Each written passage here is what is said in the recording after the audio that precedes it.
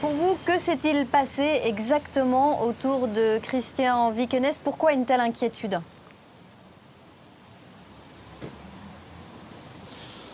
Je pense que c'est peut-être lié à d'autres affaires antérieures où on n'a peut-être pas mis les moyens qu'il convenait à l'époque et aujourd'hui on ne veut pas prendre de risques et c'est pour ça que moi cette affaire me semble illustrer la mise en œuvre hasardeuse du principe de précaution. C'est-à-dire que, au vu des éléments et au vu de votre relation avec votre client, vous écartez totalement la volonté de tuer.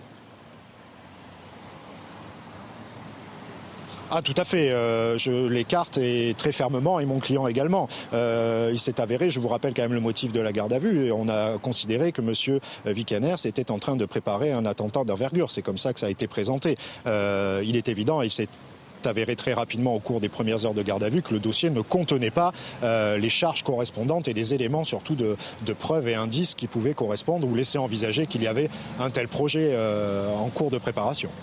Alors, où se trouve-t-il actuellement et est-ce qu'il envisage de retourner vivre tranquillement dans son petit village corrézien? Alors je pense qu'il doit être auprès de ses proches, c'est ce qu'il m'avait indiqué au cours de son audition, lorsque je lui avais demandé s'il l'avait prévu éventuellement en cas de remise en liberté un échappatoire, un endroit pour pouvoir se retourner et peut-être se faire oublier quelques heures après ce déchaînement médiatique. Mais je dois en effet prendre contact avec lui assez rapidement et faire le point sur ce dossier et surtout prendre connaissance du dossier en sollicitant une copie auprès des institutions compétentes. Parce que ces ennuis judiciaires ne sont peut-être pas terminés puisqu'il va devoir répondre prochainement de provocation à la haine raciale. Est-ce que c'est quelque chose qui lui fait peur?